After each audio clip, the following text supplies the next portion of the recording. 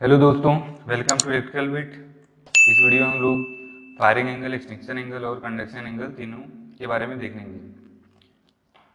तो सबसे पहले हमारा है फायरिंग एंगल। फायरिंग एंगल ऐसा एंगल होता है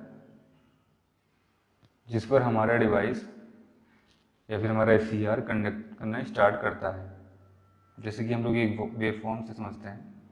तो 0 to पाई के बीच में हमारा SCR फॉरवर्ड मोड में होगा, लेकिन यदि गेट पे करंट प्रोवाइड नहीं करते हैं तो वो फॉरवर्ड ब्लॉकिंग मोड में होगा और उसके थ्रू कोई भी करंट फ्लो नहीं करेगी।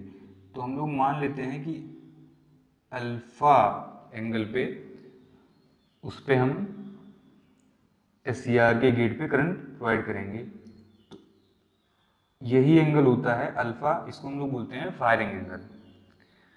दूसरा है extinction angle, the angle eight which the device will stop it's conduction. जैसे कि यहाँ पे हमने अल्फा पे SCR को फॉरवर्ड कंडक्शन मोड में कर दिया, उसके गेट पे करंट प्रोवाइड करके। अब हमारा SCR इसके बाद मान लीजिए कंडक्ट कर रहा है, यहाँ तक कंडक्ट किया है। इसके बाद हमारा SCR रिवर्स मोड में आ गया, रिवर्स ब्लॉकिंग मोड में आ गया, तो ये कंडक्शन करना यहीं पे स्टॉप कर देगा। तो उसी ही पॉइंट को, उसी ही एंगल को हम लोग कहते हैं एक्सटिंक्शन एंगल। इसको डिनोट किया जाता है बीटा से। इसके बाद आता है conduction angle, the duration during which the device will be in conduction mode. मतलब ये पूरा ड्यूरेशन, अल्फा से बीटा के बीच का ये पूरा ड्यूरेशन,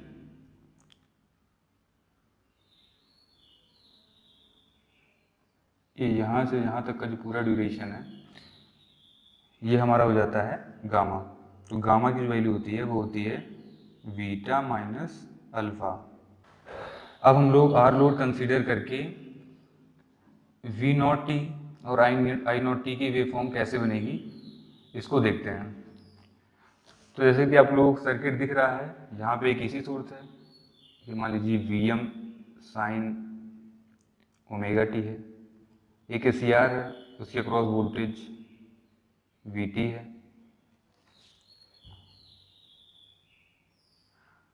एक रजिस्टर है, उसके across voltage V not T है। इससे जो करंट फ्लो कर रही है उसकी वैल्यू है आई नॉट टी। तो अब चलिए देखते हैं कि वेव फॉर्म कैसे बनेगी। तो सबसे पहले हम लोग V नॉट टी और ओमेगा टी की वेव फॉर्म ड्रॉ करेंगे।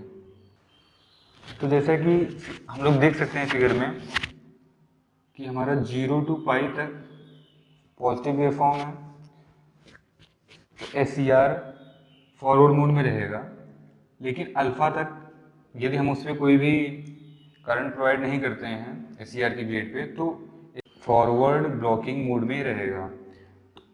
एक SCR के थ्रू कोई भी करंट फ्लो नहीं करेगा, जिसकी वजह से रजिस्टर में कोई भी करंट फ्लो नहीं करेगा और V नॉट टी की वैल्यू 0 आएगी। ग्राफ यहाँ से स्टार्ट होगा, तो 0 to alpha V not T की वैल्यू 0 होगी।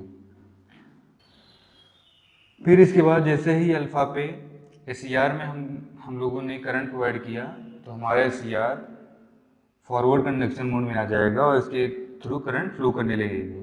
तो V नॉट टी की वैल्यू हो जाएगी आई नॉट टी, जो करंट फ्लो करेगी, इंटू R। उसकी वेव फॉर्म ऐसे आ जाएगी, V not T Vm sine omega T के ही बराबर हो जाएगा, क्योंकि और कहीं पे इसमें वोल्टेज का ड्रॉप नहीं हो रहा है। यदि हम लोग पाई टू 2 पाई के बीच में बात करें, तो यहाँ पे वेव फॉर्म नेगेटिव है, फॉर हमारा SCR रिवर्स ब्लॉकिंग मोड में रहेगा, तो ये यहाँ से यहाँ तक की वैल्यू 0 रहेगी। फिर इसके बाद अल्फा के बाद फिर से सेम ऐसे ही रिपीट करेगा सिग्नल हमारा। अब I naught T versus omega T की बात करते हैं। अगर आई नॉट टी की बात करें तो V not T divided by R होगा। R एक कांस्टेंट है, तो आई नॉट टी का ग्राफ जो है V नॉट टी के जैसे ही होगा। ये भी इसी तरीके से बन जाएगा।